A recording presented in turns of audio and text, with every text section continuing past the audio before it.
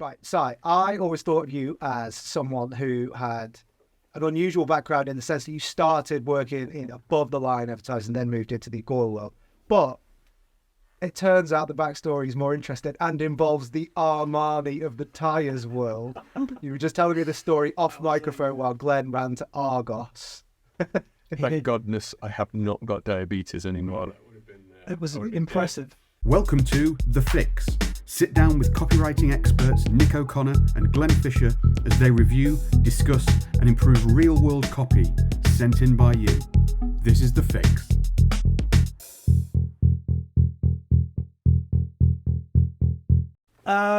Background. 96, I think. I just graduated uni. I knew that I wanted to be a writer. I lived in the Midlands at the time. There were bugger all writing jobs going. I eventually found a job with a publishing company that had a contract with, I think, 3 or 4 professional football clubs. So they hired me to write matchday programs, the visitors' notes specifically in the matchday programs. So I think it was QPR, West Bromwich Albion and Bristol City, I think, were the 3 clubs I used to work for. Cream of the cream. The cream of the cream. So what that meant was when they were playing at home, I would phone up the visiting manager and just do an interview with him and talk about all the players to watch and all that kind of stuff. And then I'd probably put together a 13 or 1400 word piece on the visitors and file it in. And Did the away manager ever think, I'm not telling you about the team? Did they suspect that you were trying some of them were friendlier than others, let's say. I did get to, I'm a Derby County fan, I'm going to say that on camera, but I did get to interview Jim Smith, who was the manager of Derby at the time. That was a bit of a success, although I think he might have been slightly drunk. He's dead now, so perhaps I shouldn't say that. But some of them were friendlier than others. Some of them didn't really care too much for what I was trying to do, and it was a baptism of fire, and that publishing company went bust. I think I only worked there for about a year, and they owed me about £600, which I never got. Adjusted for inflation, or is that? That's not sure. I'm 2023 sick of doing inflation adjusted. £17 million. Let's leave behind the grudge that you clearly have. It is. Talk to us about how you got into the world of copywriting. Okay, well, you mentioned the Armani of the tire world. So I then went to work for Pirelli, who does call itself the Armani of the tires world, which is sort of hilarious. But I worked in their retail marketing team, and that was my first introduction to the world of direct mail. So, if you think selling financial newsletters is difficult, try selling tires via direct mail letters, which is what I was doing. So, Pirelli was sort of positioning themselves as a quality high-end product. So you'd have to sort of write to people. They'd rent all these big lists, and you have to write to them saying, about all these wonderful characteristics of tires and how they should change them for winter and, all this type of stuff. And, I'd have to do that we'd have to fit that to a single page of A4 with a coupon at the bottom. And so that was really my first intro to direct mail. But I was saying to Nick just before, there's not a lot really you can do with tires and direct mail. It always comes down to an offer. So it was really how quickly you kind of get to this weekend you can get 70% off. Can I just from my own interest, just rewind right back before that, because you're writing program notes or match day notes for programs, then you're going into writing direct response for the Armani of tires. If the podcast was a better production, there'd be a ting sound if we said that. But just before, what got you into writing? Like, where was that desire come from? Like, was it just always there? That's always been there. I had that since I was a kid. I used to read furiously as a child, and I was always writing stories. I was always sort of pen to paper writing, whatever I could, because it just interested me. I grew up in a family of 5 with 4 sisters, so there wasn't sort of a lot to do with them. There wasn't a lot we had in common. So I'd just disappear quite a lot and just go and sit and write endlessly ridiculous sci-fi stories typically. And I knew that's one of the things that sort of interested me. And I grew up in Derby, and there's not a lot going on there in terms of sort of the creative profession. And I remember quite clearly having a careers careers interview when I was like 13 or something. And there's only really two places in Derby where people end up working. One is the local council, which I think is the biggest employer. The other one is Rolls-Royce, because that's the only thing, the only major industry that is stopped there. And in this careers interview, the school's careers officer was there, but also there was a guy from Rolls-Royce in the interview as well. And they'd already prepared the apprenticeship papers, which they were sliding across the desk. And they said, "Well, what do you want to do?" And I said, "I want to be a writer." And I remember the guy said to me, "Well, there aren't any writing jobs in Derby." And I said to him, "Who's saying I want to stay in Derby?"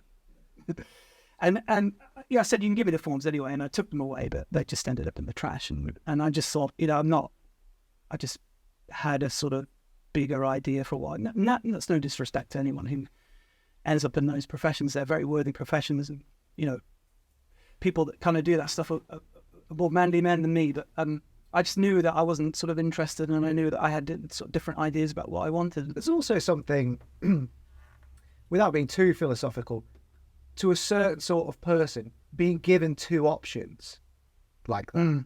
Like there's the council and the Rolls-Royce. Like it's not even about being a writer. It's like, no, I just want the other. What's the third thing? Whatever that is, I'll have. Like what? Yeah. Like I don't want. It's the idea of someone just opening two doors for you and saying your life can be like this or be like this. I don't know. You just sort of naturally rebel. Anyway, before we start talking about career choices, so you ended up moving from selling tires in the post to selling financial newsletters or information products in the post. Yeah. So you jumped from there to Agora, right? Yes. I'm interested, and in part one of this series, I talked to Bill about my own experience the first time I saw an Agora style sales letter, just what I thought when I opened one for the first time on my first day, basically, or an interview. What was your experience of that when whenever that was, whenever you got given a piece of Agora style copy? Yeah. What was your response? Well, I remember it really clearly because it was in the interview. It was in my first interview. I think you guys probably both remember that back in the day in London, that was 2005 when I got the job at what was Fleet Street publication. And it was just an ad in the Guardian that said writers wanted or something. It was really vague. And I just thought, well, that sounds like me, so I'm going to go and apply for it. And I applied for it and got the interview. And part of the reason I think I got the job, certainly got the interview, but maybe got the job, was that Nick, who I think you're talking to in this series, who did interview me, or was the second interview, said to me, if you can sell tires by direct mail, you can sell financial newsletters by direct mail. So that's that. At which point you were just like, I didn't sell any. None of my copy worked. So you're the Armani of the financial. But yeah, going back to the newsletter thing, I was in. So my first interview was with two people that you guys know very, very well, and when I went in, there were these newsletters sort of fanned out across the table, or what I thought were newsletters, because I knew that they were a newsletter publisher. In fact, they were actually long-form direct mail promos that we used to print out. So like 8-page or 12-page promotions. And they were just the elephant in the room, literally. It was sitting there on the desk. And then the interview went, it was a brilliant interview. It was fantastic because of the personalities involved. But it was the weirdest interview I'd ever had as well. But anyway, I did ask, I said, is that what I'm going to be writing? And they sort of nervously and tentatively pushed this promotion across the table to me. And I picked it up, and they were sort of both looking at me as if to say, oh, how's this going to go? And I looked and I thought, this is incredible. I love it. When can I start? I couldn't believe. What was it about that? What attracted you to that format? Because it is such a strange thing to see. I had exactly the same interview, except it was kind of like, I immediately joined in the elephant in the room, kind of going, well, just leave that then, and let's not talk about whatever the hell that is. I just wanted to be, it looked incredible. I think it was tone of voice, if I'm being honest. I think I'd never seen anything written in that style before, other than perhaps like a tabloid headline and an article, except this. I don't know, it just seemed more exciting to me. It just seemed more interesting to me.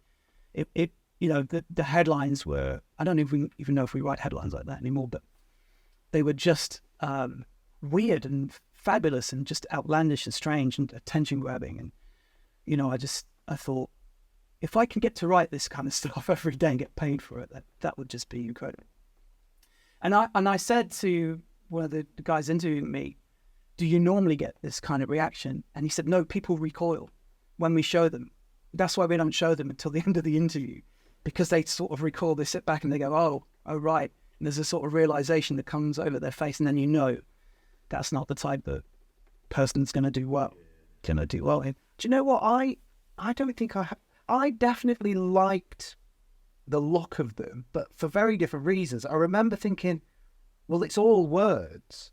It's as in, there's no pictures. It's 10,000 words, and I get to write them all. Yeah. Because I'd done a little bit of work at an agency where it was like, no, someone else does the pictures. You might write 2 words on a bit of body copy. And I knew I didn't want to do that. I wanted to write a lot. So I liked that. And I think, secondly, they're so strange as to be a real challenge. That even writing a promotion today, intellectually, you have to build yourself up to tackle that challenge of writing about bond yields or gold or whatever it is, whatever the thing is, for 8,000 words and then, 10,000 words, and get money at the end of it. I loved the idea of how challenging that would be. Well, not only that, you've also got to make that sound like the world's most exciting thing in that moment to that person, haven't you? So it's not just about, hey, what makes a bond yield go up? No. Interest rates are low, whatever it is. You've just got to make it sound like, to that person, like, this is the one thing that you've got to do today, and you've got to go and do it right now.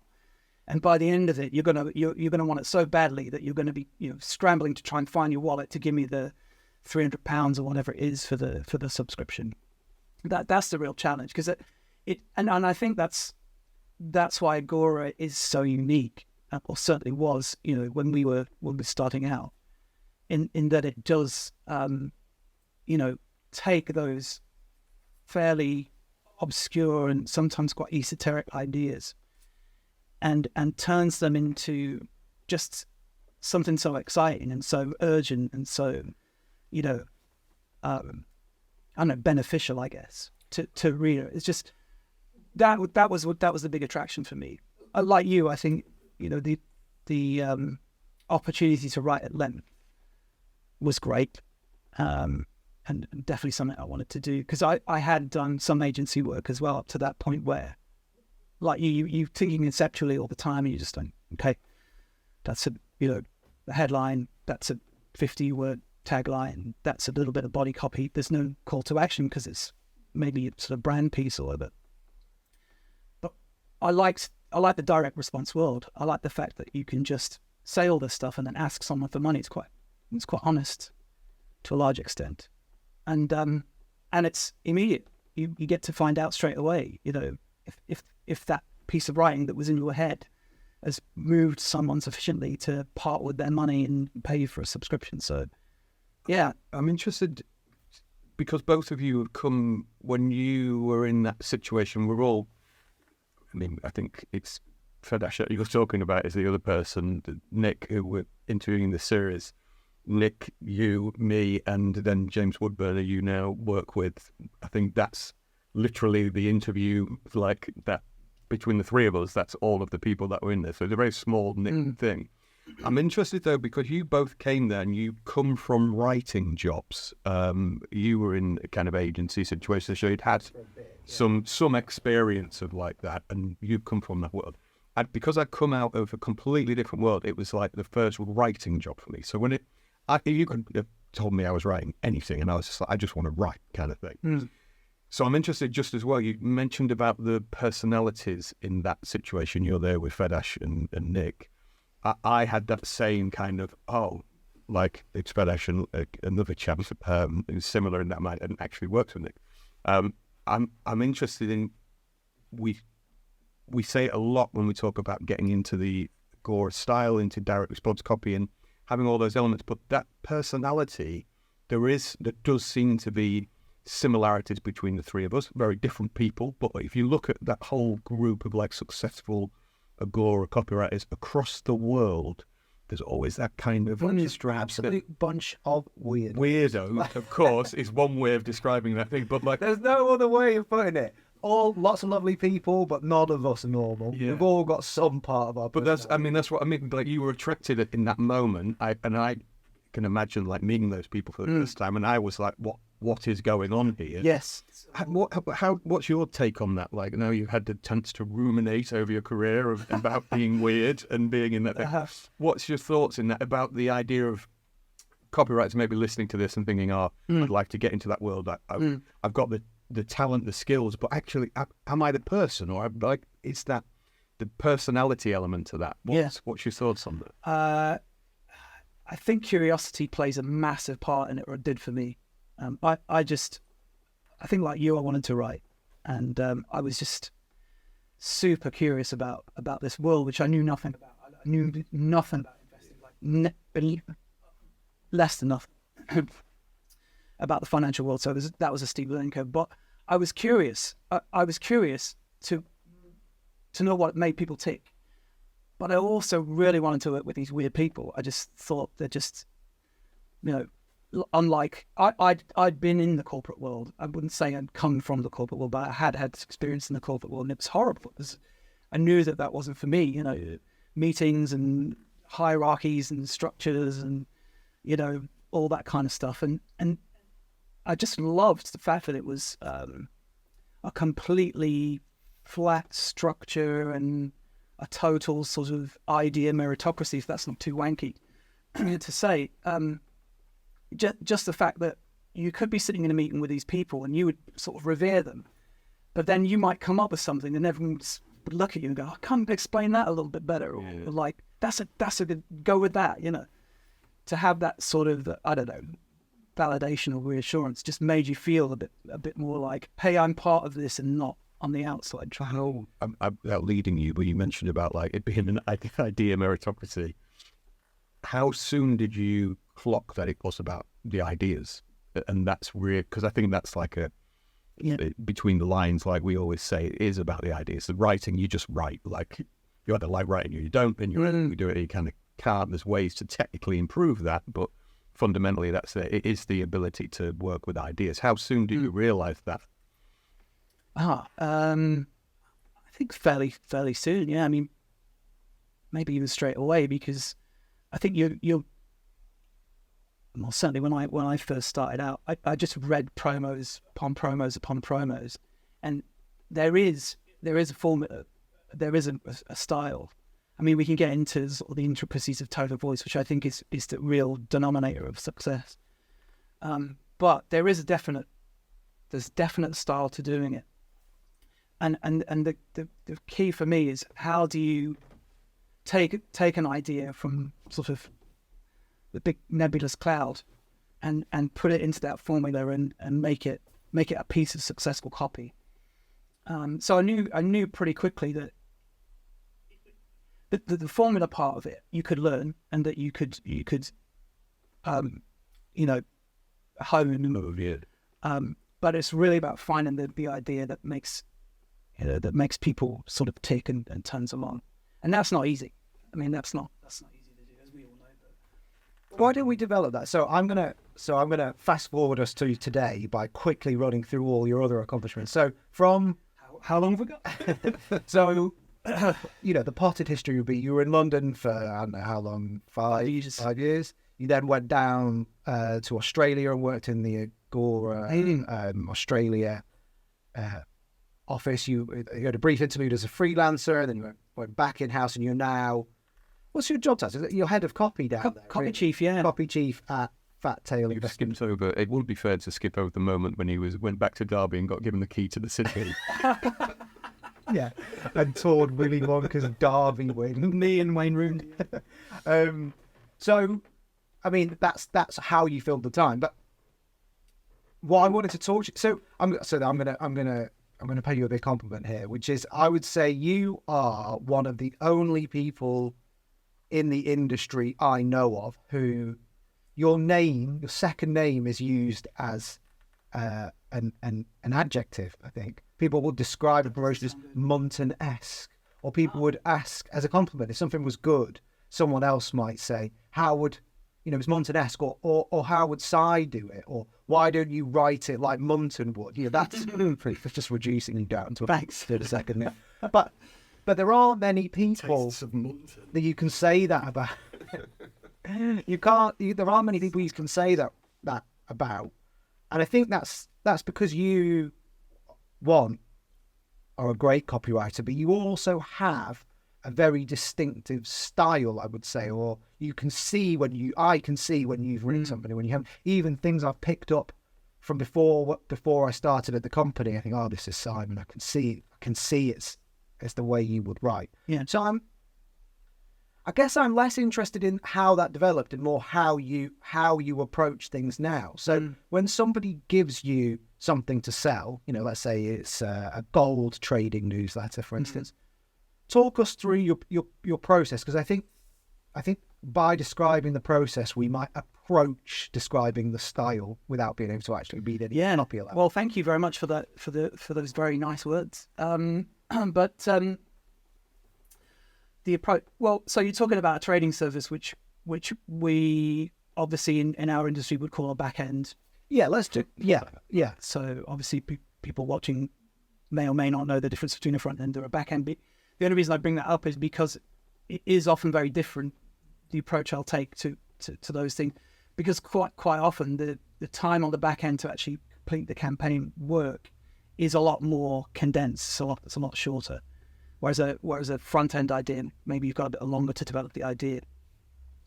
On the back end, say it's a gold trading service. I mean, these days it has changed since the advent of VSLs and videos, because now we tend to run things as campaigns rather than just promotions. And I know that sounds a bit weird, but traditionally you'd write a promotion, you'd send it into the marketing team, they would put it out, and if it did well, brilliant, and if it didn't, they'd probably can it after a few days, and that would be it. And you would write the supporting copy dependent on how well it was sort of doing. Whereas now, we will take the sort of top-down view of a full campaign, so from start to finish. Like, okay, fine, we've got a gold trading service that we want to sell. Before we get to the product, like when do we want to start talking about it? When do we want to start? Who, if we targeted as the best potential buyers, how are we going to start talking to them? When are we going to talk to them? How often are we going to talk to them? And all that stuff has to sort of be baked into that entire campaign plan. What I'll do with the actual service itself is I'll obviously talk to the publisher, the editor, and we can take a number of different approaches. If it's a service that's just been smashing it, we just look at the track record and start building a promo around that, which again is easier to do on the back end, because typically on the back end you don't have to sell people on a worldview necessarily. I think you just have to show them that, hey, we know you like our stuff. Here's how to make a bunch more money out of it. It's going to cost you more money, but there's an opportunity to make a lot more as well. So track record is one of the big considerations. We'll have a look at that. If it's a brand new launch, so it's a system that hasn't got a track record, then we look at how the editor picks stocks or whatever, and then we look at how we can back test that. So proof of concept, basically. Had you taken this strategy into this market 12 months ago, you could have done X, Y, Z. So we start looking at how it might have traded goals. So your first, I'm sorry to interrupt you, sir. Yeah. So your first instinct really is like, you want to show people the money, I guess, as quickly as you can. Yeah, on the back end, absolutely, yeah. Because again, I think maybe philosophically, you've already done the heavy lifting through your front end editorial. You know that you've got a very qualified lead who's interested in the kind of ideas that you talk about on a regular basis. This is really just a sort of elevated stage of that, isn't it? It's like, okay, we know you see the world in the same way that we see the world. So here's how to make a bunch more money out of this particular worldview. And so on the front end, that might be a gold, a letter about the reasons to buy and hold gold bullion, or how gold performs in inflationary environments and all that type of stuff. That's the person who's interested in gold. What you're doing on the back end is you're trying to show them how to make a load of money from it. And typically, as we were saying just before Glenn came running back up the hill, you want that to be sort of short, quick fire trading, speculative stocks, the opportunity to make money from them quite quickly. So that's really what I'm looking to try and do on the back end. Really, is a sort of way to get into the reader's head. Hey, if you were to trade these types of gold stocks, this is the kind of thing that could happen. There are certain compliance issues that you have to sort of deal with as well. But so yeah, track record is one thing, or it might be something that's happening in the market. I know you're writing a crypto program at the moment where there's this very specific date upon which the hook of your promotion sort of hangs. So, but both of which create urgency, of course. If you're talking about small stocks that are cheap, there's an urgency to buy them before they go up. But also if there's an event coming in sort of 3 or 4 weeks time, you can really build the hook of the promotion around that and really kind of tweak that sort of urgency, get people to...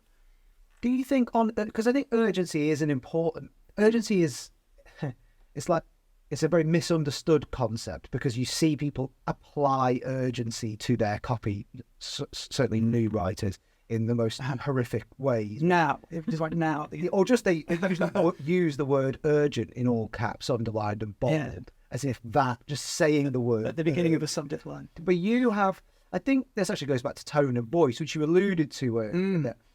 If you get the right energy and the right natural, just like an excited person telling you about something exciting happening now, not shouting at you, but that natural urgency that comes through tone of voice.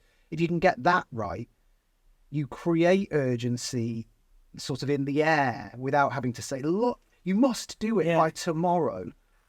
So let's sort of develop the idea, tone of voice when you're writing. Is that something you're conscious of? Is that something that you've developed over, how do you approach that type of thing? It's front of mind all the time, really. I mean, you and I have talked about copy speak at length before. I think that's kind of the antithesis of good copy. We know it when we see it. The irony being that if you fill a promo with copy speak, we'll explain what that is in a second, people can see it. People notice that it's copy straight away. And if you see that it's copy, then immediately you're being sold to, and you turn off something that side you switches off and says, I don't want to be sold to. Whereas the way I try to approach it is as you exactly said, just to sort of speak plainly, to speak naturally, to speak conversationally, to use the words human beings use in conversation with one another, as opposed to this sort of kind of strange lexicon of copywriting that maybe was imported from the US. I don't know. Maybe it's always been there, but it's to me, it's so obvious, isn't it? It's just clear that this is a piece of sales copy, and there's a sort of cynicism I maybe rightly or wrongly, I don't know, maybe I attach to that. Whenever I see it, I immediately get sort of, I recoil a little bit and think, this is, I can't see how it's almost like you're trying to hoodwink someone by telling them in this kind of very strange lexicon that this thing is important or it's urgent or whatever else. Whereas I think you can, maybe that's where the true writing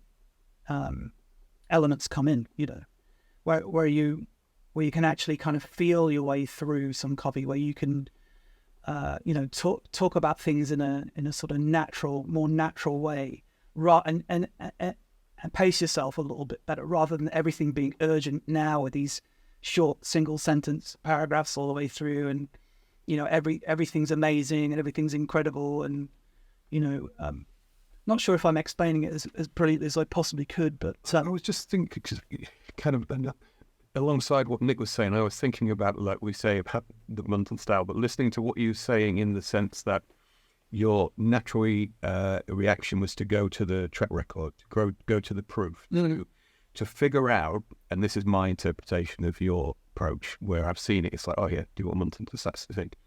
But it's very, you go to that, because is there an argument to say that what you're looking for in the first instance is for you to go, right, this is why this is important. I'm figuring out this so that I can then be in a a genuine place to then turn my attention to the reader and go, let me tell you about why this is important, because it's based in fact, it's based in things like that, rather than the copy speak that comes from, usually, in my experience, seeing a copywriter going, I don't really believe this idea, I don't really understand, or I don't believe it, or I don't understand it, so I'm going to write in the terms that sound like I do. So I've read lots of a copy that's similar to it, and here's some more. Yeah. That's usually what. Whereas I think your style, if we would call it that, but certainly your experience, from my interpretation, what you said is like you convince yourself, because I do that, where it's like, right, I believe this. Then, only then, do I turn to the reader and go, wow, you've got to read this because I know that. And then that's where I rely on my own writing ability to communicate that naturally. I think that also comes with having a good relationship with publishers as well. And I'm very fortunate that I do, because I think you've hit the nail on the head there. You've got to be able to look at a project and believe in it and know that it can work. If it feels at any stage like I'm going to be phoning this in, then you've got to push back onto the publisher and say, I can't do this. It's not going to work. And the reason it's not going to work is because it doesn't seem real, or it doesn't seem true, or it doesn't seem plausible, or it feels like it might just be plugging a gap in the schedule because we need to put something out. That's kind of down to the copywriter to a large extent to push back. I know it's not easy to do if you've just been handed a gig from a big publisher and you think, well, they want to make this work. But, in some ways you're doing yourself a disservice, I think, because, it's setting you up to fail. Yeah. It won't work unless you really can do the job of a really good copy job of convincing someone that it's the right thing for them. And if you can't do that, then it's not going to work, and then you're not going to get hired again because it didn't work. You have to be able to imagine yourself knocking on someone's door and actually trying to convince them of this idea. So on two levels, using the words that you've written, I'd use roughly those words in conversation with somebody, and the idea, I'd actually would look someone in the eye and say, do you know what, right now might be a really good time to get excited about golf. Yeah. Do you want to know why? Well, there's this and this and this. You can't imagine yourself doing those two things on the idea level or the linguistic level, then it's wrong, isn't it? Yeah. We never want to sell something that deep down we wouldn't pitch to our own family. We were talking, And have on many occasions. we were talking the other day, you were telling me about the Bitcoin promo that you're writing. I think you just explained something very simply. Well, actually, I got annoyed at you. I said, Glenn, you're wrong, because you're wrong factually. Here, look, because you said, but Bitcoin's not going anywhere. And you said, Bitcoin's not going anywhere. And I said, but you're wrong. It's actually gone up. It's up 100% already, and it's going up more. It's gone up $1,000 This is my point. That's the point. I went away, and then on the train to London at the weekend, I said to Ruth, I said, you should probably move that coin from that coin. We're both moving stuff into Bitcoin. But I thought, I made a mental note because I thought, that's because you have a clear grasp of that idea. Therefore, you're able to express that in a very genuine way. Now, that's what you try to capture. I feel like you do that. It's probably not all that helpful, but I do think that is the holy grail. And the reason I say I don't think it's very helpful, because it's not something that I don't necessarily think it can be taught. It's just something that you have innately, where you know immediately that is a good idea. I want to write that idea. I'm going to sell the shit out of that idea. It's going to be incredible. And I think that's something that you just, from hearing an editor talk about it, hearing the sort of cadence of their voice, seeing how excited they are, or a publisher says, call me now, this is, there's a certain excitement to it where when you read about it or see it, you know straight away. That's one that that's one. I think that's part of the skill of being a copywriter, is the ability to latch on to those moments. Like that's as much as the writing, as much as the kind of technical sides and emotionally engaging with readers. There is the back end of your I fucking know what I'm on about.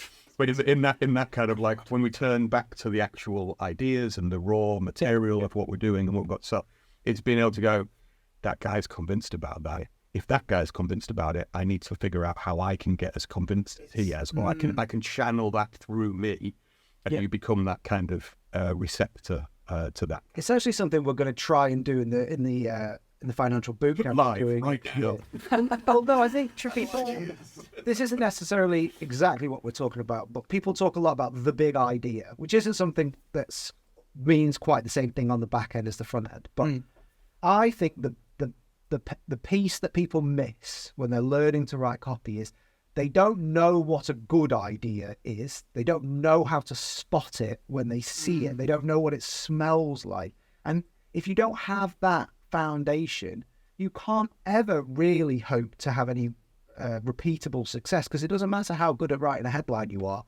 When the good idea goes past you, something needs to catch your eye. And the great copywriters are able to do that plenty. And some of those ideas will become winning promotions, but it's a very, very hard skill to teach, and it can't be taught in books. I don't think. I think it's taught in conversation and through training, which actually brings me to my next question, I guess. So I'm going to pay you a second compliment, Sam. So I think you're kind of like the godfather of the fix, in the sense that me and Glenn are obviously the. When are you going to stop paying me then?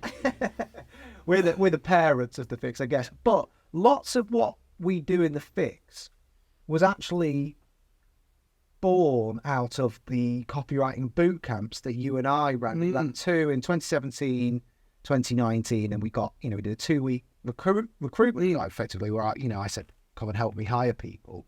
And we basically spent 2 weeks with trainee copywriters. They would write something, we would put it up on the board, and then we would tear it to pieces and put it back together again. And it was great. We remember when we started, we were like, we'll try and teach them some formal lessons as well, but we'll do a bit of reviews. And we realised very quickly that all anybody wanted was that review process over and over. There was something about watching a piece of shit copy. Everyone's crap when they start, but watching it go on the screen from something that's bad to something that's approaching good. There's a magic to that, and that's partially what the fix was born out of. Like, let's just do copy reviews, because that's where I know what we were doing in that process. I think it's just come to me since we were talking about it a minute ago, is that I think we were teaching people to spot ideas. Yes. I think that's what that was, because they would write something that was, perfectly serviceable but very beginner copy, and either you or I think we had other guests in there as well, would suggest a sort of tweak or maybe a different angle or a slightly different approach, which would involve a more exciting idea. And you could see the lights sort of go on, and they would suddenly go, yeah, okay. And then the next time they put it up on the screen, it would just be, 100% better, because it actually had those elements of a properly good, exciting, arresting sales promo. And I think that's probably what we were actually doing. Now, whether, I don't know, like you say, it's something that people have to sort of come to themselves, isn't it? It's like, we're not there all the time to sort of try it. And also, that's not to say that we always get it right. Like, I've got it wrong 1 billion trillion times. But there's something in that process that I think is the essence of learning what it is we do, which is, and that's why the bootcamp model works so well, because you would see, you have 20 writers, they'd all put a piece of copy up on the screen every day. So you'd be reviewing 20 pieces of copy in front of all writers every day. And over time, the people who had it in them to become great writers started to see, I'm starting to see, it was the ultimate in show, don't tell, really. How is that, let's turn that question around.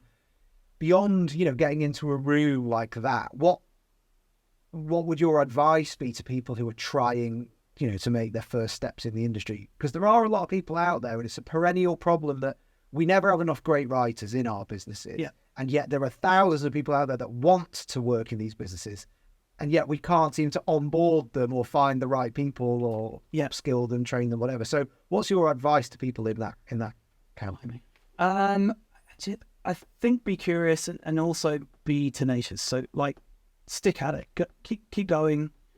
Write, read, send stuff in. Have it reviewed. Ask a lot of questions. I think really starting out, that's what you've got to do. I mean, it's not something that you can kind of show up to and expect to be, smashing out winning promos from day one. It's something that you've got to expect knockbacks. I mean, I'm pretty sure I resigned or nearly resigned, at least 2 or 3 times in my first year at Agora, because I just thought, there's no way I can do this. It's just, I was thinking about this the other day, actually. I think my biggest embarrassment was an endo. It's so ridiculous now when I think about it, but one of the senior copywriters, Gareth, he was going, I'd only been there like a couple months, right? So he was going, I think he was going on holiday or something. He said, today's my last day and I've got all this stuff to do. Can you help me out? Yeah, I'd love to. So I said, I need you to write this endo for me. Can you do it? And I went, yeah, of course. So he sent it over to me. And I had a go at it and sent it over to him. And he's like, right, this is not quite what I want. Try again. But try this way. So I tried it again, sent that to him. Came back in about 20 minutes later, slightly more perturbed. It's like, no, this isn't what I said. He's a lovely guy. I'm not doing him down or anything. It's very sweet. And so I had another go. Anyway, cut a long story short, 10 to 5, 11th draft. And Gareth comes in and says, you know what, I'll just do it myself. And I was so crestfallen that I got my bag and coat, I walked off and I sat on the tube to go home. And I was actually constructing my resignation letter in my head on the way home, because I just thought, how can I not? Like, for anyone who doesn't really know, and then endorsement, some people call them lift notes. Yeah. They're like 150, 200 words maximum. They're quite short pieces. There's the kind of things that you would literally, once you've been doing it a long time, you can do 5 in an hour. Yeah. But yeah, and it's got one simple job. It's just to take someone's attention and push that attention towards promotion via a call to action link. But for some reason, I just couldn't wrap my head around it. And I thought, this is the most fundamental skill of writing copy in this business. And I've had 11 goes in it, and I can't get anywhere near what he wants. And I just felt like crestfallen. So I didn't resign. But, is it because you were able to write the just giving it to Gareth going, can you just have a look at this? I can't figure this out. Yeah. Do you know what? As one thing, neither of you have watched the interview that I did with Bill yet. Everybody at home will have had a chance to watch it already. One thing that struck me is the number of very, very similar points that have come up about curiosity, resilience, weirdness, tone of voice, things like that we all maybe describe these things slightly differently. We all have our own anecdotes and our own, but the core skill set, the core things you need to succeed are expressed by almost identically by everybody. Then everybody makes exactly that same point. So those things, be super curious. Think about how you would describe your idea to somebody if you were at their door and they were going to slam the door in your face, and you have to try and convince them. You can't be too forceful. Have some resilience. A lot of people are going to slam the door in your face. You got to keep going. Like, all of these things are qualities that you really do need to. I don't know about you guys, but for me, failure makes me more productive. Like, if I fail at something, which happens a lot, the very first thing I want to do is write another promo. Like the next day, I want to write something the next day, or I want to do. It just charges me up for some reason. I get super productive because maybe inside I'm thinking, no, I'm going to prove that I can still do it or whatever. But that's how to treat failure. I think if you let it, if you go home and write your resignation letter on the tube, it's probably not a good thing. It's much better to think about. Or maybe to get indignant about it a little bit and just to think about how you can use it to improve yourself. This is never going to go away. That's the really important thing. People need to realize that even when you've been doing it a long time, I mean, we work for the same businesses. Yeah. We write stuff that we think is great that doesn't work. It happens. You're never going to get to a point where everything you do is brilliant and everything works. So yeah, you do have to let it power you up. Anyway, we should wrap things up.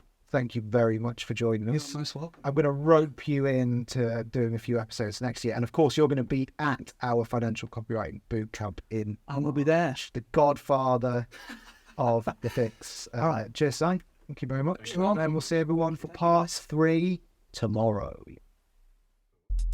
If you enjoy The Fix and want to get access to even more good stuff, join the Fix Accelerator today. Get access to special masterclasses from Nick and me, watch expert interviews with industry legends, join live copy feedback sessions every week, and get connected to our very own private copy network. Visit thefixaccelerator.com for more information.